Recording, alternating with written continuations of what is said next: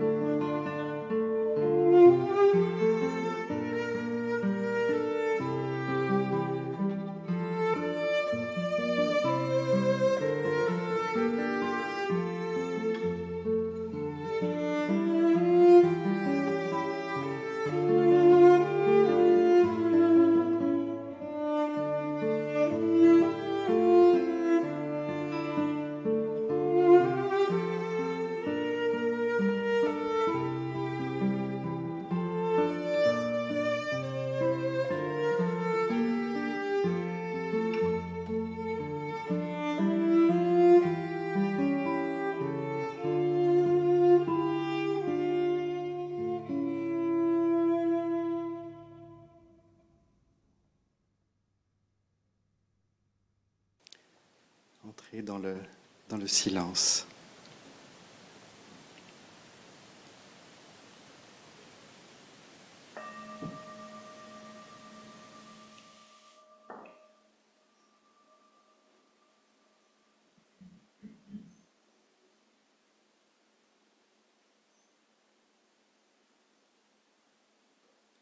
Je vous propose d'être là, d'être un peu plus là. en sentant le corps, le contact de votre corps sur la chaise, sur le banc, sur le coussin,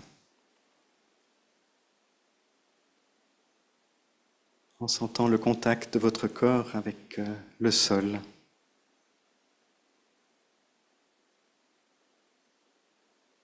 En sentant votre colonne vertébrale qui est comme un axe qui relie la terre et le ciel.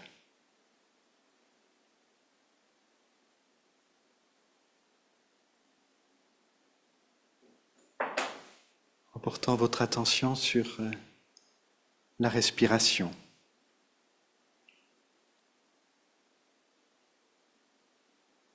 Sur ce mouvement de l'inspire et de l'expire. Recevoir à l'inspire et redonner à l'expire.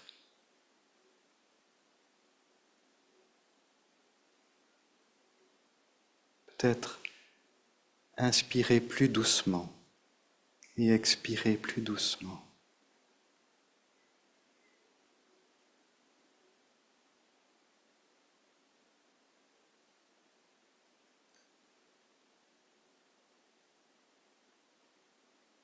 Et au fond, entrer dans la liberté d'être.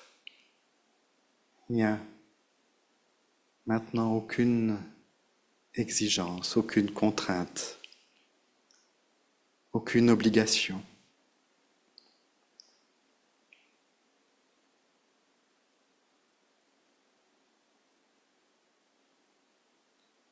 En ce moment, il n'y a rien à changer.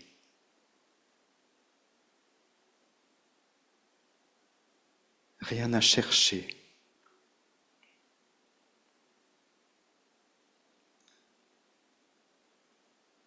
Même pas de chercher à être quelque chose.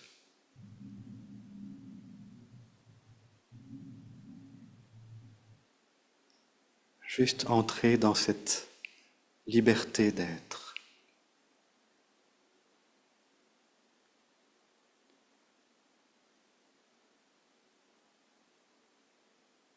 Je suis libre. Libre de respirer, libre de penser, libre de ressentir.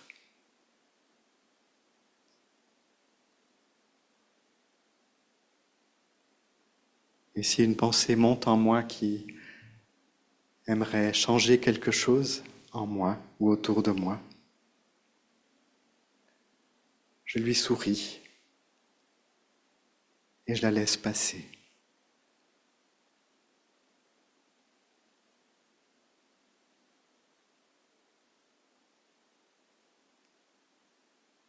Et s'il y a une sensation en moi qui monte, qui me dit qu'il faudrait changer de posture, je l'accueille et je choisis de bouger ou pas.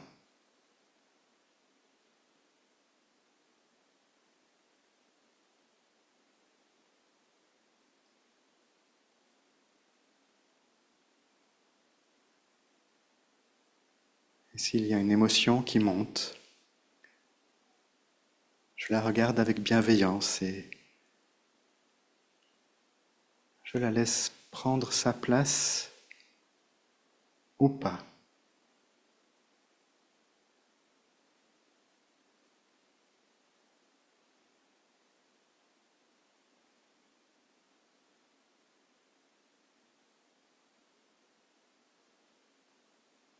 Il n'y a rien à faire. Juste être là.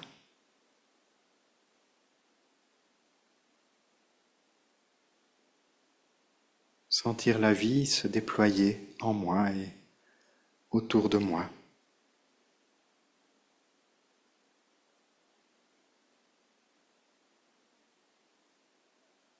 Et si c'est possible, laisser la détente se faire en moi. Laissez le silence s'installer.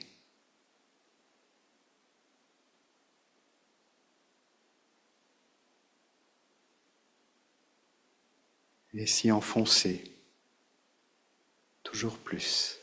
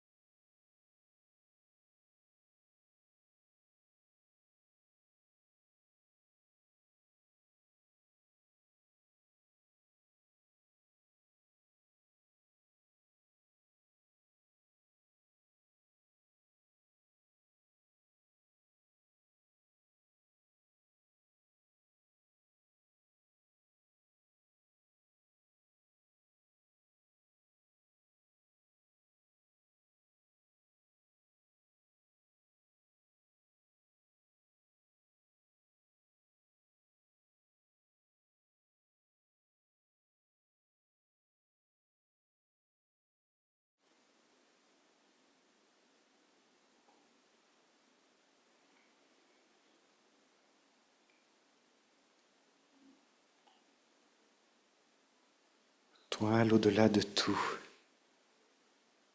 et l'au-dedans de nous. Tu es silence.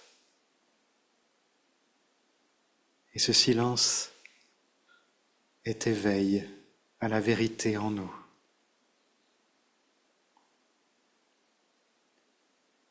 Tu es espace. Et cet espace nous ouvre au vent de la liberté en nous.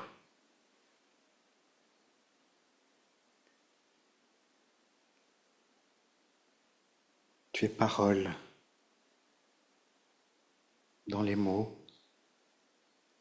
dans les arbres, dans les fleurs, dans le vent.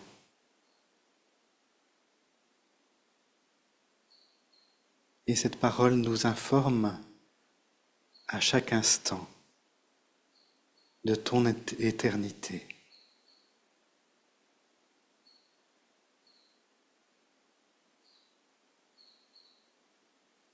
Tu es présence en nous. Amen. En désir de vérité, je crois que nous le sommes toutes et tous d'une manière ou d'une autre, assoiffés de paroles vraies, de relations authentiques ou d'expériences qui nous mènent vers la vérité de nous-mêmes. Alors j'ai envie de vous proposer d'observer maintenant au-dedans de vous, de sentir ce désir de vérité en vous. Comment est-ce que ce mot vérité résonne en vous? Et à quel niveau?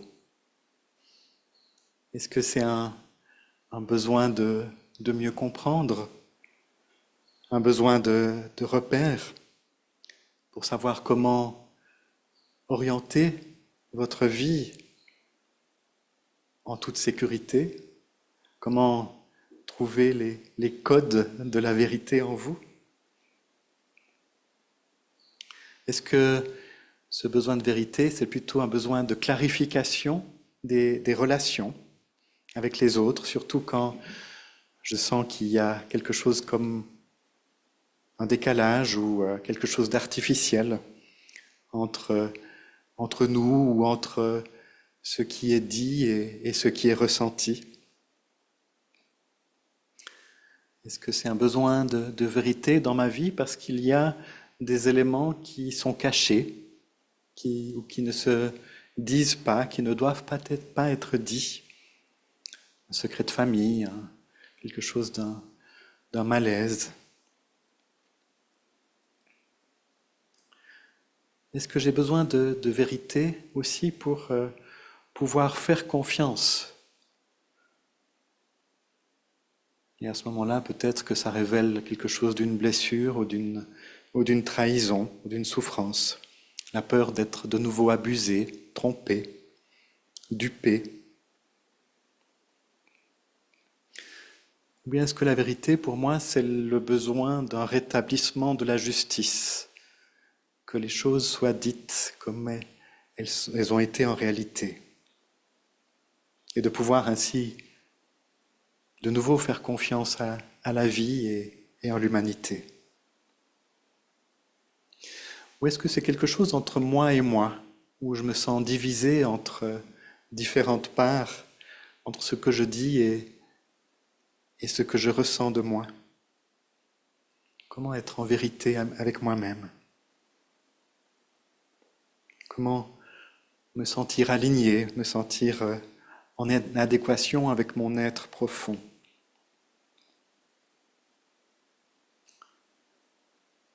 Peut-être encore que ce désir de vérité, c'est un désir de vérité avec un grand V, c'est-à-dire d'être en lien avec la source, avec l'infini, avec la vérité qui est peut-être beaucoup plus dans l'être, en lien avec le ciel. Et peut-être que c'est un besoin de pouvoir faire une expérience directe de la vérité.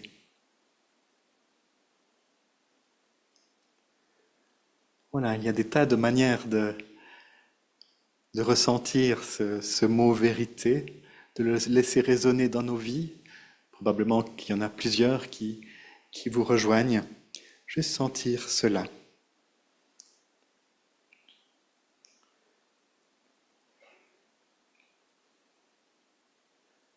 Et puis voir comment c'est la vérité dans notre monde. Et je crois qu'autour de ce mot vérité, il y a pas mal de confusion. Alors je ne dis pas que j'ai la vérité sur la vérité,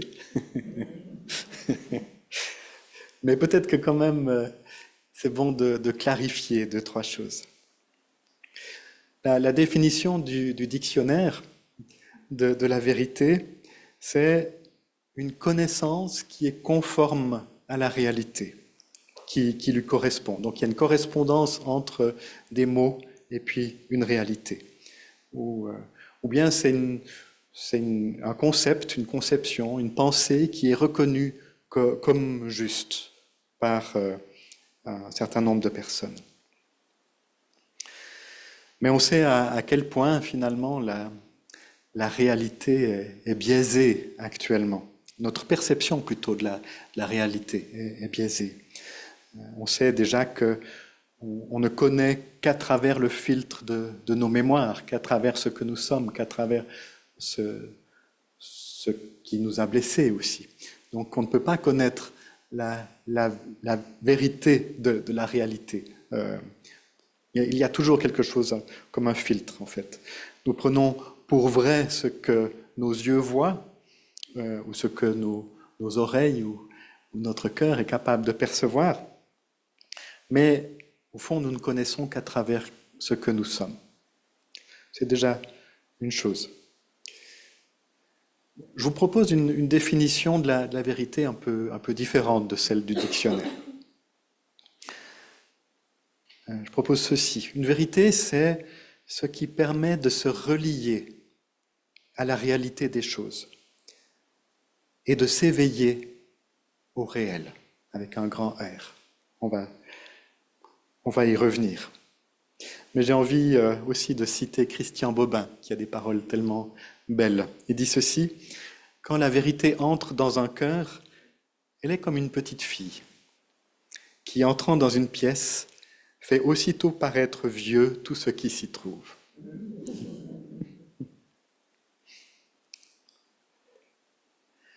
Et je crois qu'il y a différents niveaux de vérité, suivant le niveau de conscience où on se place.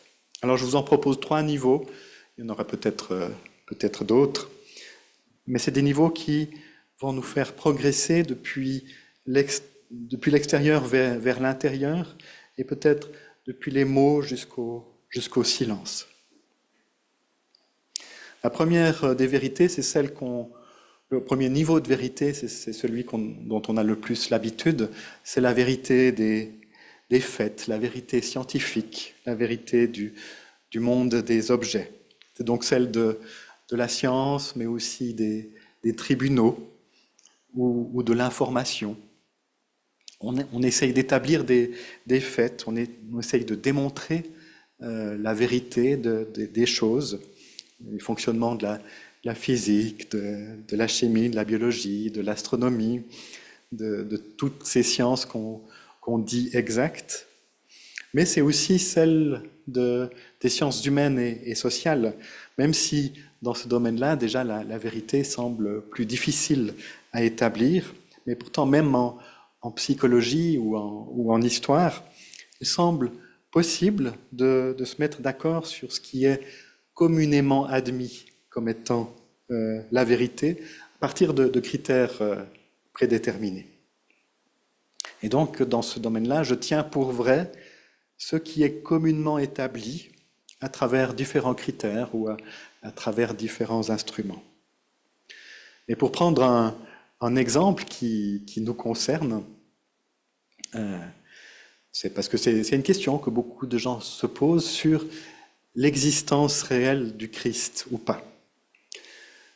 Et à partir de ce premier niveau, on peut dire qu'il est communément admis par tous les historiens, puisqu'il s'agit du niveau historique, quelle que soit leur conviction religieuse ou leur absence de conviction religieuse, qu'il y a eu un homme du nom de Nazareth qui a bien existé au 1er siècle et que Jésus n'est pas un personnage légendaire. Alors, il y a eu beaucoup de détails de sa vie qui ne sont pas connus, qui ne sont pas établis d'un point de vue historique, mais en tout cas, c'est attesté qu'il a bien vécu au 1er siècle dans une région du Moyen-Orient sous l'Empire romain. Alors bien sûr qu'il y a des tas de détails dans les évangiles, mais on ne peut pas déterminer beaucoup de choses au niveau historique à partir de là. Ce qui est beaucoup plus établi, c'est qu'au fond, il y a des témoignages d'historiens, je mets des guillemets parce que ce n'était pas tout à fait la même conception de l'histoire qu'on avait à l'époque, mais quand même qui écrivaient ce qui se passait, qui racontaient ce qui se passait dans le monde, et des historiens donc non chrétiens parlent d'un certain Jésus de Nazareth, en particulier un historien qui s'appelait Flavius Joseph, qui a vécu au 1er siècle, donc juste après l'existence de Jésus. Donc bien sûr qu'on peut toujours contester ce genre de vérité, de la même manière qu'il y a certains qui contestent que la Terre est ronde ou qu'on est allé sur la Lune ou que...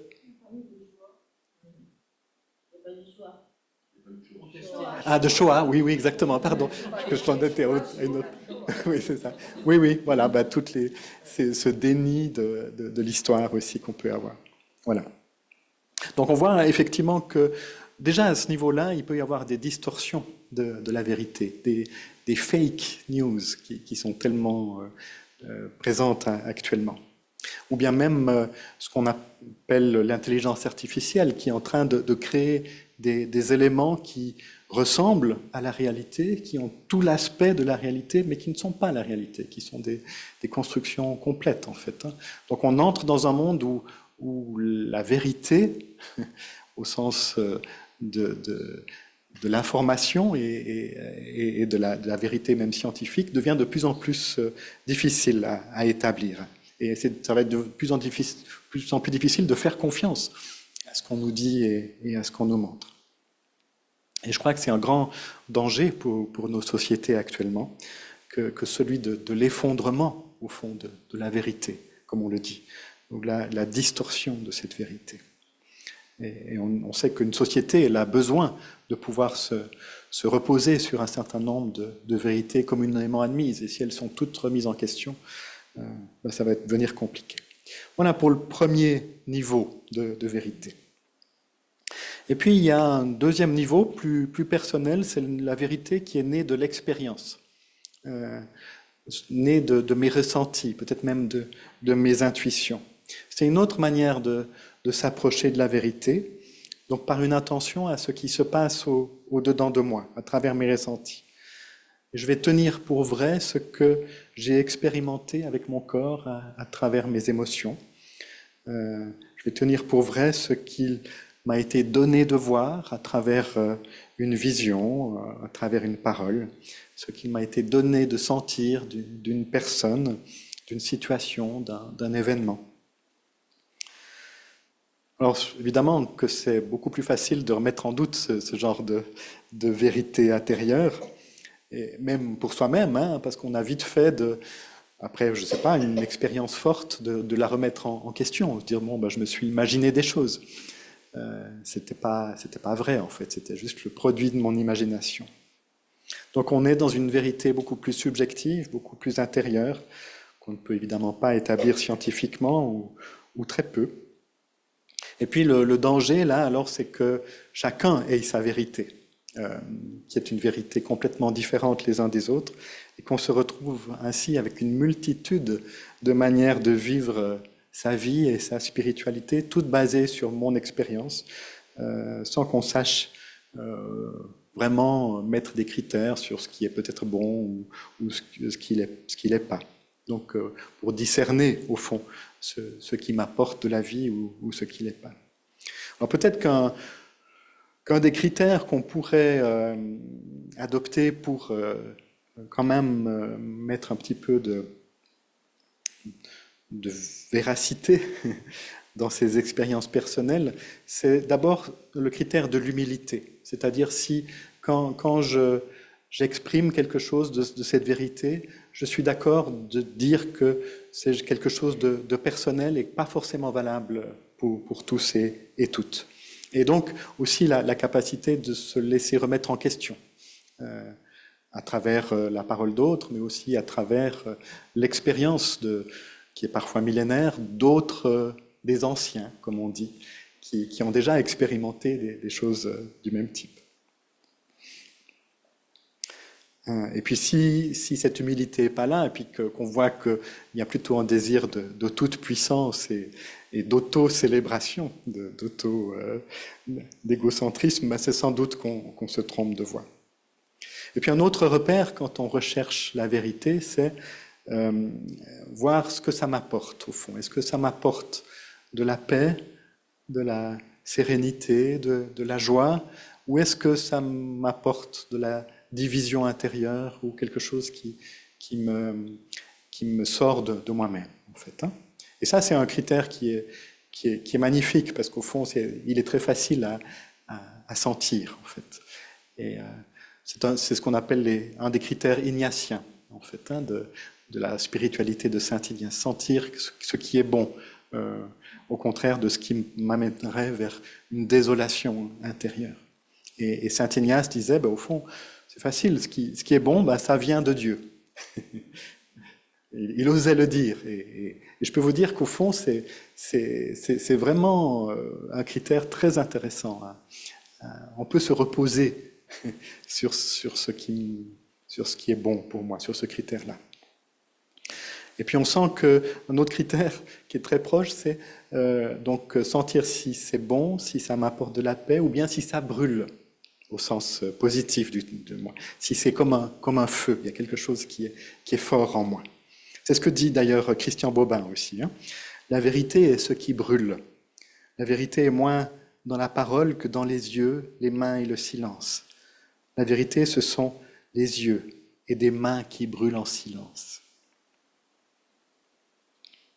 Voilà pour ce deuxième niveau.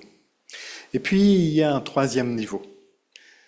Je vais appeler ça la vérité de ce qui est. On est là dans le monde de la présence, de l'être, en fait.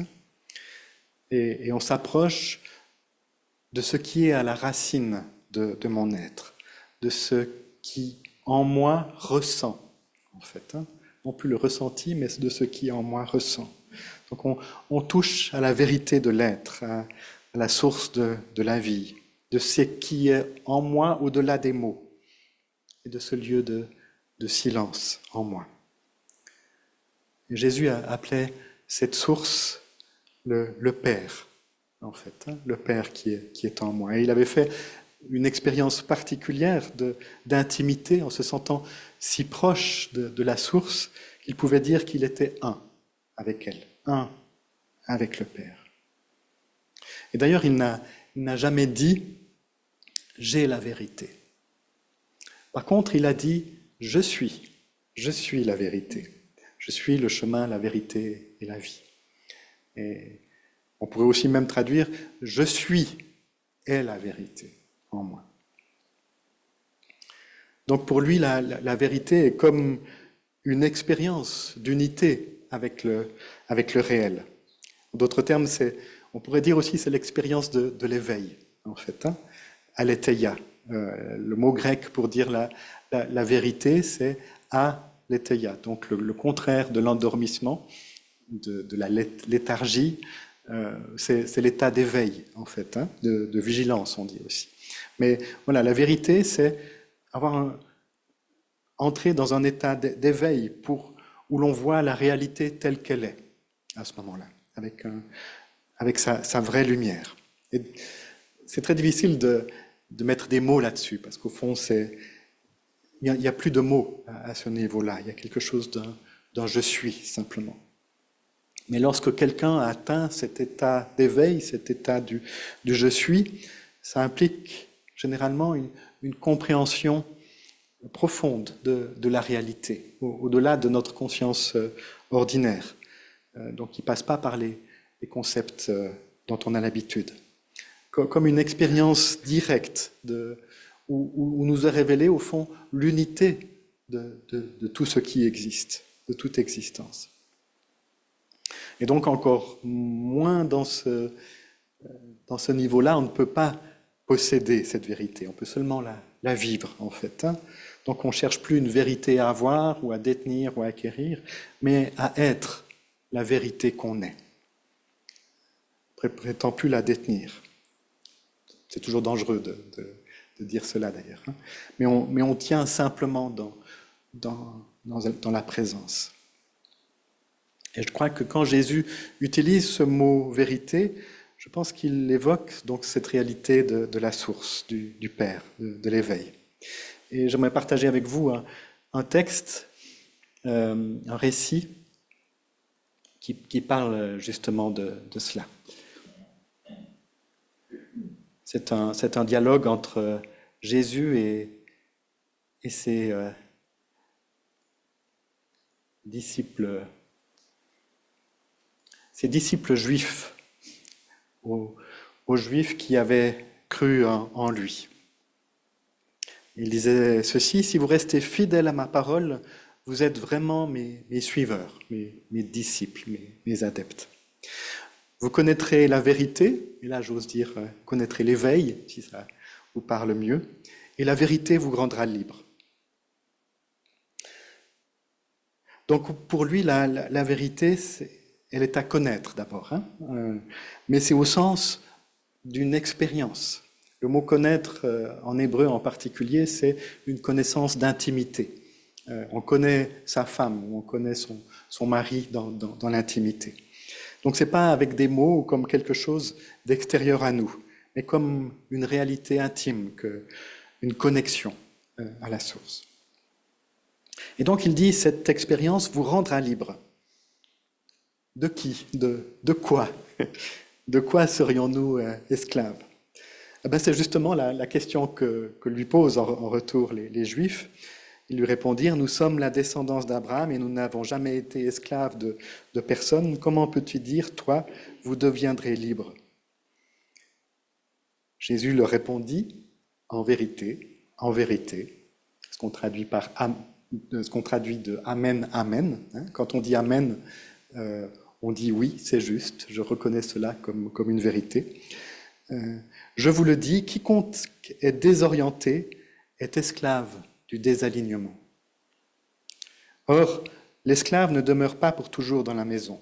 Le Fils, lui, demeure pour toujours. Si donc le Fils vous rend libre, vous serez réellement libre.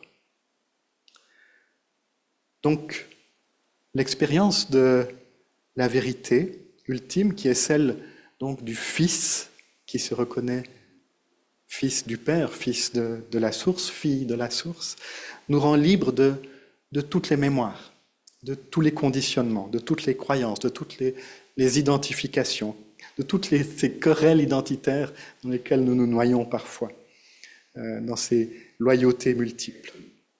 Et donc, je serai libre parce que je n'aurai plus à suivre personne, ni rien de mon passé, ni aucune contrainte par rapport à mon futur. Complètement libre de tous ces contraintes, et je ne dois rien faire. J'ai juste à être dans le présent.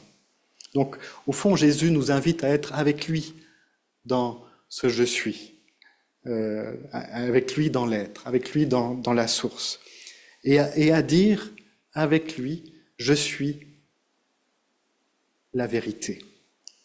Je suis le chemin, la vérité et la vie. Parce que je crois que c'est vraiment une possibilité pour tout le monde de vivre cette expérience-là, et pas réservée à un seul. Alors c'est vrai que la tradition chrétienne a limité beaucoup cette possibilité pour dire elle est réservée à Jésus. Et nous, on essaie de le suivre, mais c'est lui qui seul peut être la vérité. Lui seul peut être le chemin, la vérité et la vie. Et chacun doit accepter cela dans son cœur pour être sauvé. Mais j'ai envie de dire, je ne crois pas que ça rend justice au message du Christ. Parce que c'est comme s'il y avait une différence de nature entre Jésus et nous. Oui, et le Fils unique de Dieu, mais nous sommes tous et toutes les filles et les fils uniques de Dieu. Et à ce sujet, j'aimerais vous raconter, pour finir, une belle histoire qui n'est pas la mienne, mais qui a été inventée par frère John Martin, que nous avons déjà accueilli 2 fois ici. Donc je vous la raconte.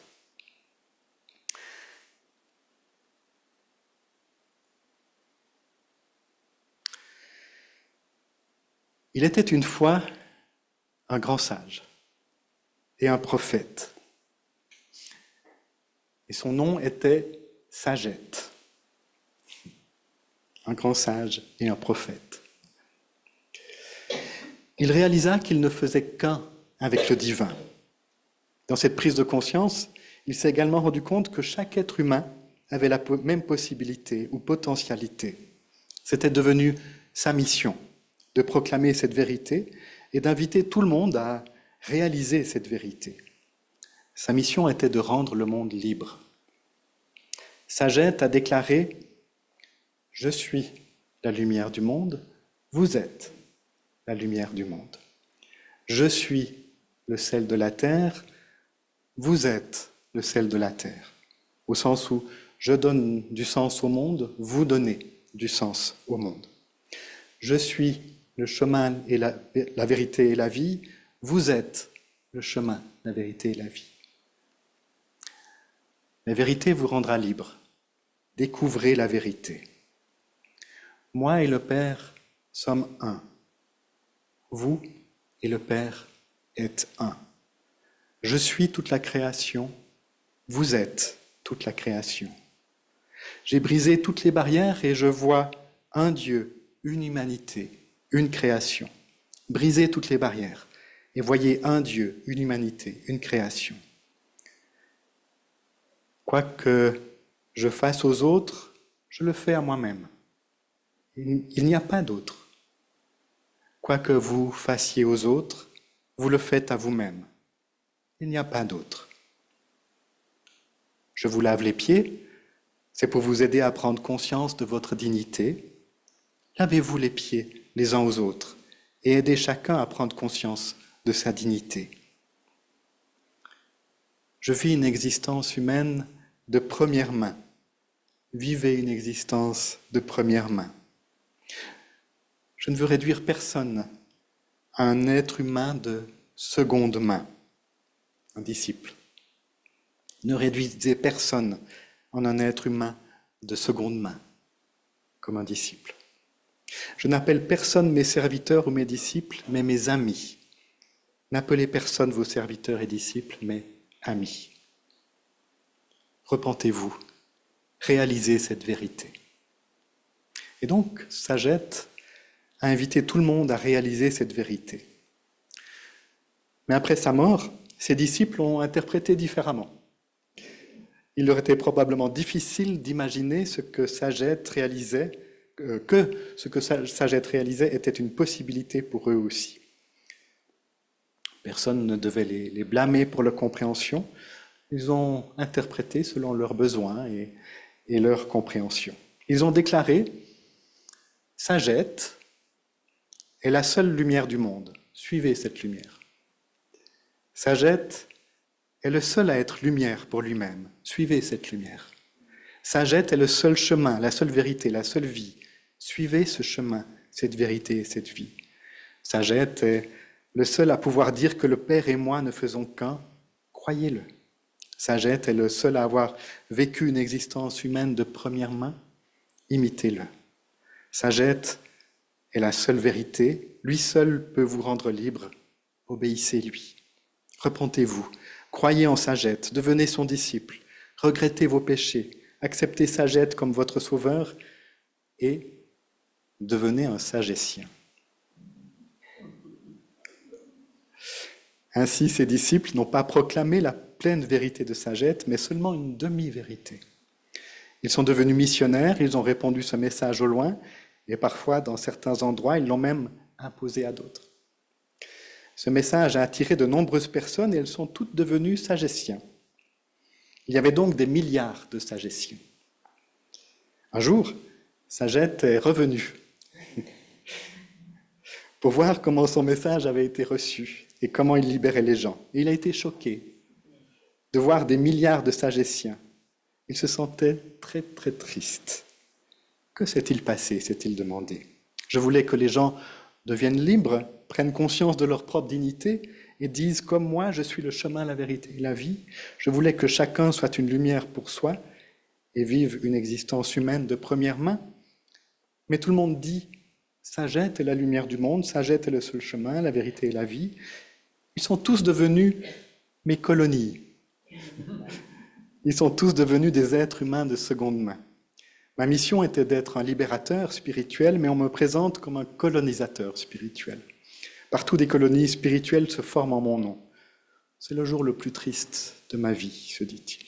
Alors il a appelé toutes les personnes qui diffusaient son message et leur a dit « Mes amis, le message que vous diffusez en mon nom n'est qu'une demi-vérité. Ce qui a été une possibilité pour moi est une possibilité pour tout le monde. Tout le monde peut réaliser ce que j'ai réalisé. Tout le monde peut dire ce que j'ai dit.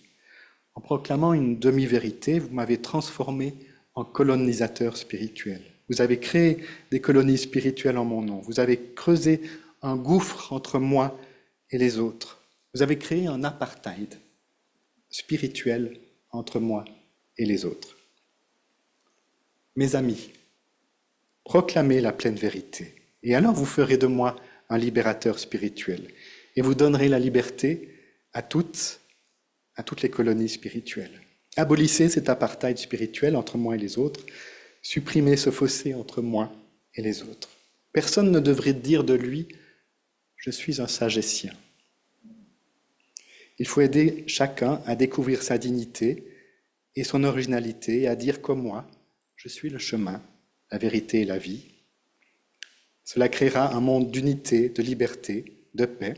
Cela créera un monde d'égalité, de fraternité universelle, de libération de toutes les structures oppressives, politiques, religieuses, sociales, économiques, régionales et écologiques.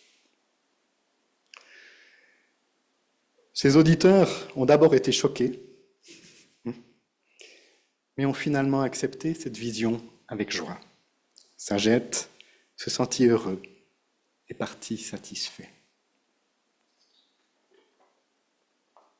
Comme on dit déjà, toute ressemblance avec une situation. Oui, c'est ça. Voilà ce que je voulais partager avec vous aujourd'hui, avec une histoire peut-être un peu longue, mais je crois qu'elle valait la peine d'être partagée. Voilà, je vous propose que la bénédiction, simplement. Simplement. Arrête de chercher la vérité. Sois vrai. Arrête de chercher l'amour. Aime. Arrête de chercher la conscience. Sois conscient. Arrête de chercher l'éveil. Éveille-toi.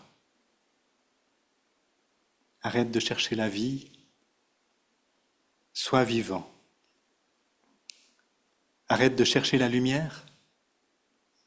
Ouvre les yeux. Arrête de chercher Dieu. Ouvre ton cœur. Ce que nous cherchons, nous le sommes déjà.